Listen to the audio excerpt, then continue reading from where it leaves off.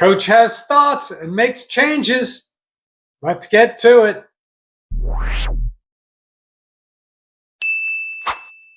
Okay, so after Rutgers' most recent debacle on defense, and the offense wasn't great either, and the clamoring for some sort of change, usually revolving around the firing of defensive coordinator Rob Smith, coach has decided to make some changes. And, we find ourselves for the 8th consecutive season losing 4 in a row. Our mid-season swan dive, it's part of who we are. It's in our DNA. Going into Purdue, who last year considered the worst team in the Big Ten, and this year got off to a decent start, but they're on a little bit of a skid as well. So we're going into Purdue with Coach making some changes, and if you watched the press conference, Coach is always kind of cryptic, and when asked about, making changes on defense, Coach explains that, if it's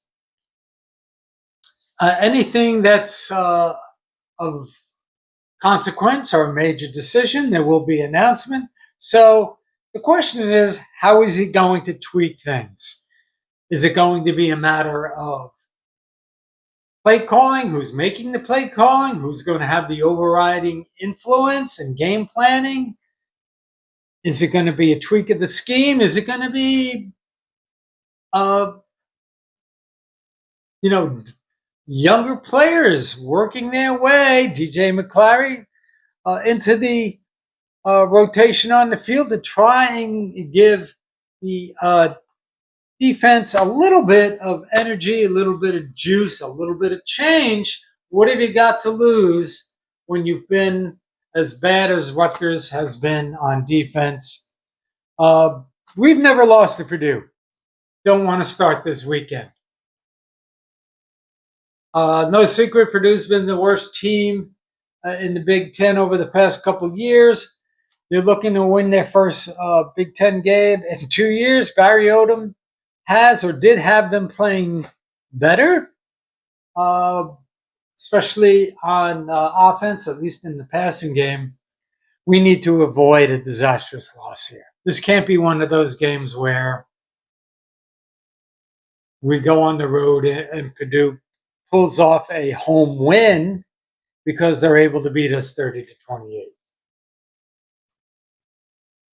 We are last in the Big Ten in defense, and we allowed just under 438 yards per game. Who would ever think that of a Greg Schiano defense? Now, I know there's a lot of people out there who are saying, duh, it's Rob Smith, but, Oregon exposed us in every possible way.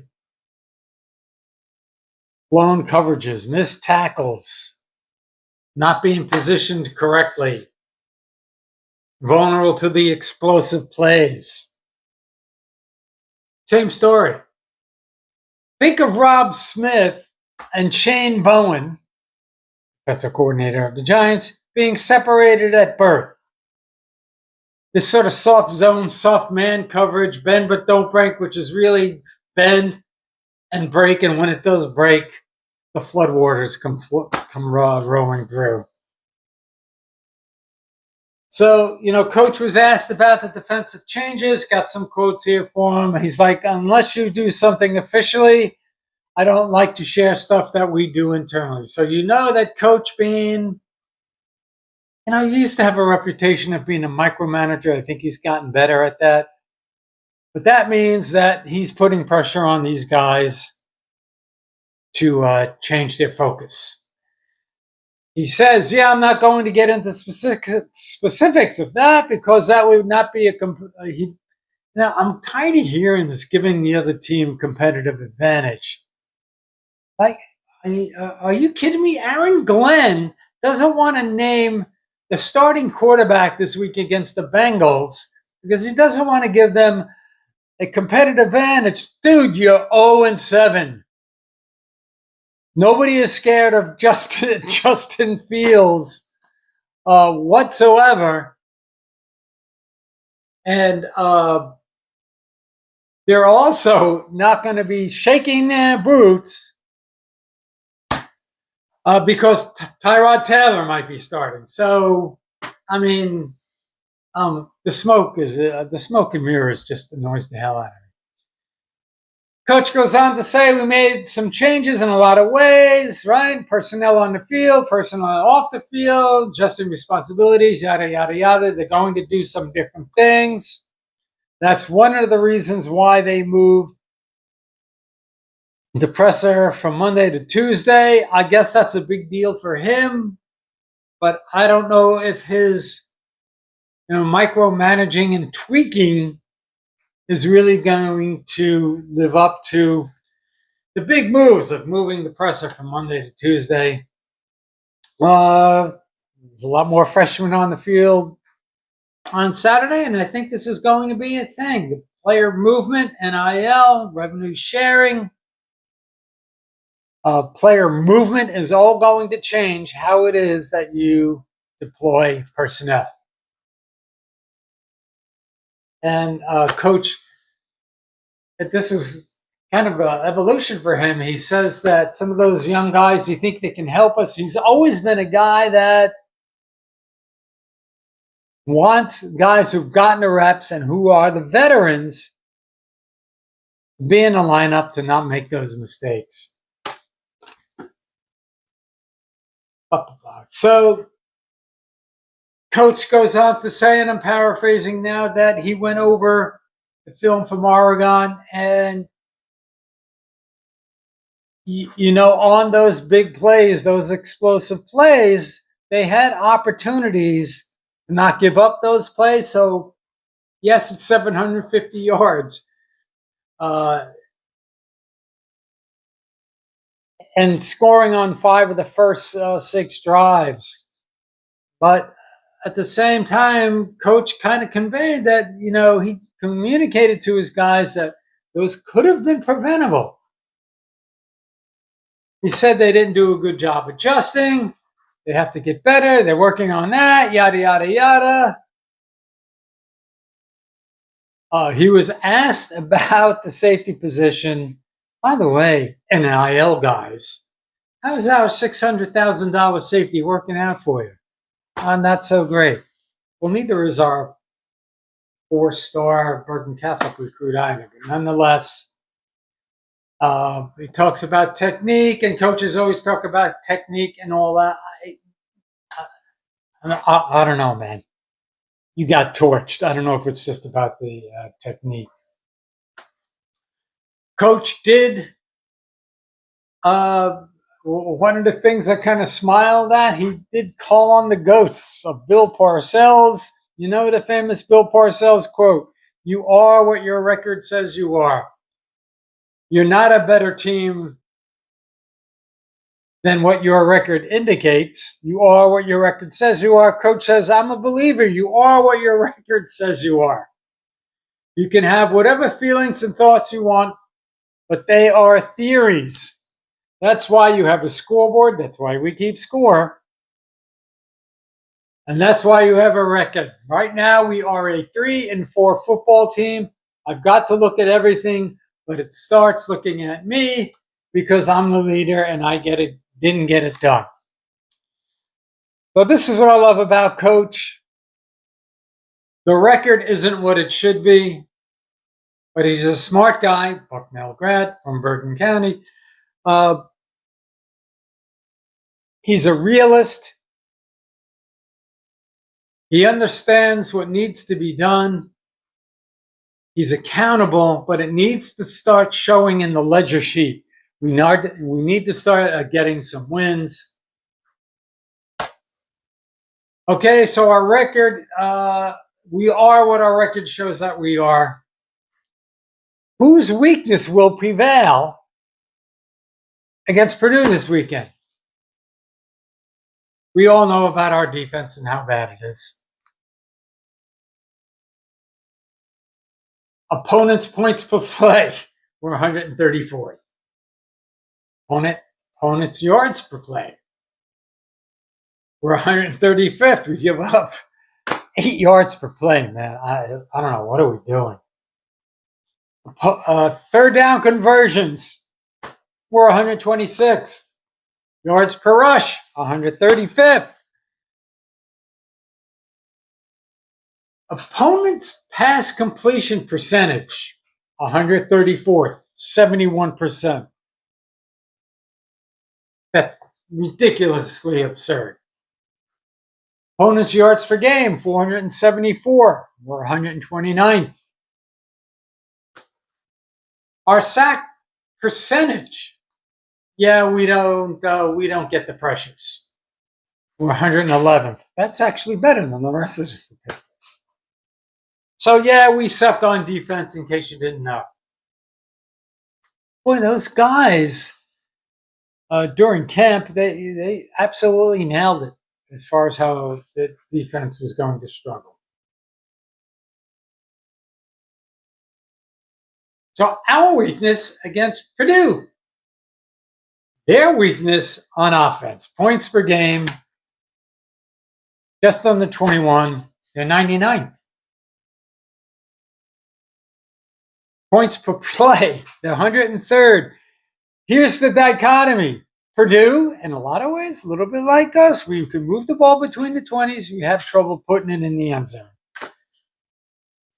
They're 50th in yards per game, which isn't bad whatsoever. They like to throw it, they'll run it so well, like a volume passing game. But they can't get it in the end zone. And they turn it over. Running the ball, their rushing play percentage, they're 127. Yards per rush, they're 75th.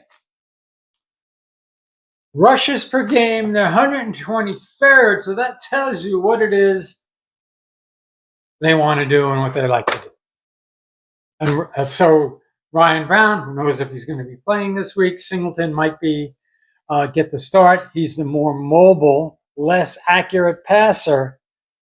That will give us trouble. Pass play percentage, they're 10th in the country for the percentage of plays that are pass plays. So you know what they want to do. They're only 103rd in completion percentage. So it's a volume kind of game. And they are number 16th in the number of passes per game. Yards per game passing, they're number 20th. But it's an inefficient system. But against Rutgers and our weakness on defense, their inefficiency and propensity to turn the ball over on offense, interceptions, might get better against our defense, and that worries me.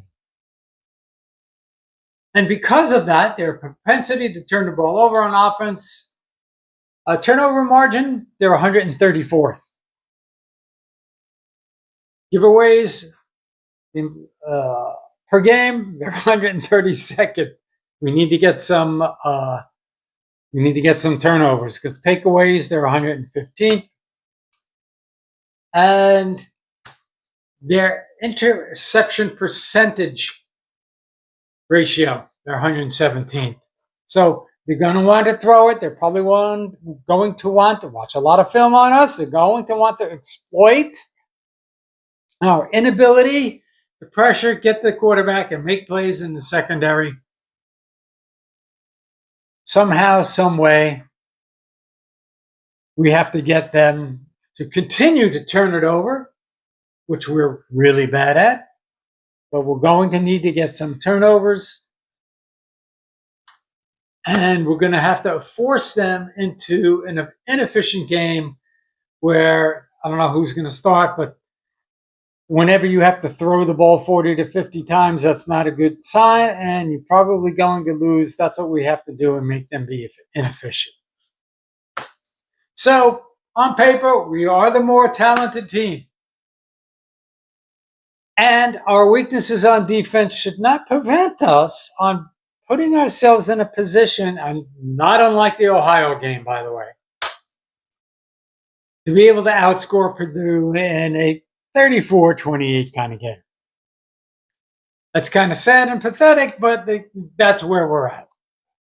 And actually, I think Steve Politi predicts the Purdue win, and I think that's about the score he predicted they'd win by. Hey, look, they put up 30 on Notre Dame, although it was against Chris Ash. We know what that's about early on. Chris Ash's defense was struggling. We'll see what happens. Brian Fonseca might be crazy and have out there takes, but him and Pat Lanny both have predict a Rutgers win. And this game is coming down. Who would have thought this at the beginning of the year, that a game against Purdue would be a must win?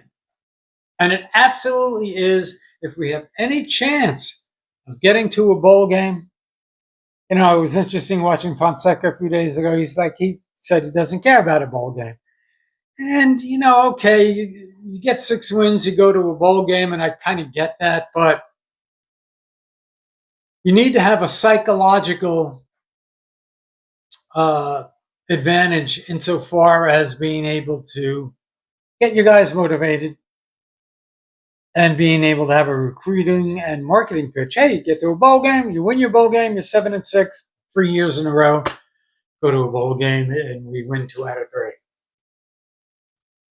3. So absolutely positively have to beat Purdue, and we're going to have to beat Maryland, who's doing a usual Mike Locksley second half fade. Hopefully that continues. And we're going to have to beat Illinois or Penn State. I don't think, people are licking their chops about Penn State, but they're still more talented than we are. And I think Illinois, playing in Champaign, will have an advantage, and they're just more methodical, and they are less mistake prone, and will have a pretty good opportunity to beat us. They've lost to the number 1 and number 2 teams in the country. It's going to be a tough road to hoe. But so had we, that defensive penalty against Iowa kind of was everything, and botched snap, and a couple other plays against Minnesota. If we could have had at least one of those games, the pressure wouldn't be on. But the pressure is on.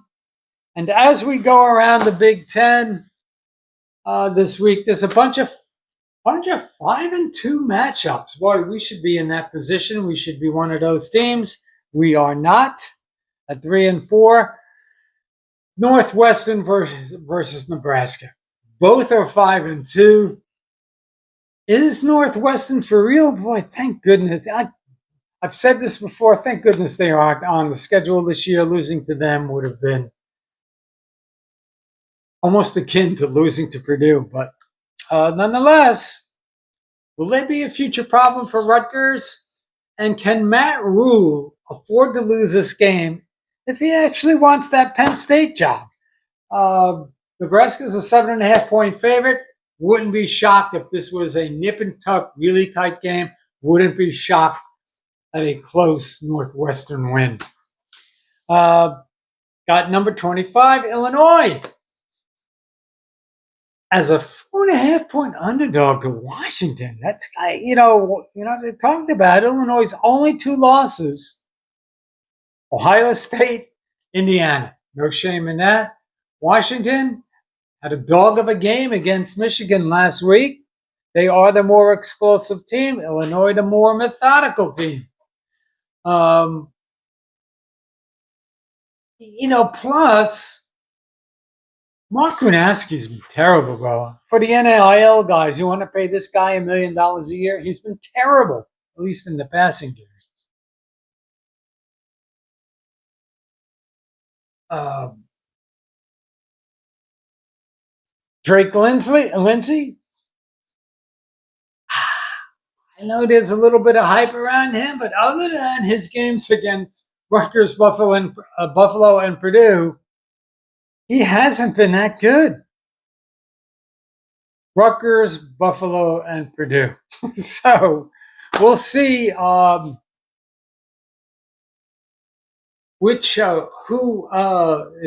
is able to overcome their mediocrity. This game is prime for the under, even though it's 39.5. Even though it's only 39.5, you might want to take the under in this game anyway. And then Oregon should have an easy time with Wisconsin. There, no time to be spent there on that game. Boy, Luke Fickell gets a vote of confidence. Are you kidding me? Although some people believe that getting the vote of confidence from the AD is a kiss of death, and maybe it is because Wisconsin alums and fans want nothing to do with Luke Fickell. That's really weird. He was really good at Cincinnati. Michigan, even though it's a rivalry game against Michigan State, they should be able to do away with Michigan State, although I don't think Michigan, defensive line aside, and an overhyped 5-star quarterback, I don't, I think they're ranked, they might be 25, number 25 now. They should get a win against Michigan State. Jonathan Smith on the hot seat. Boy, they don't give you much time these days.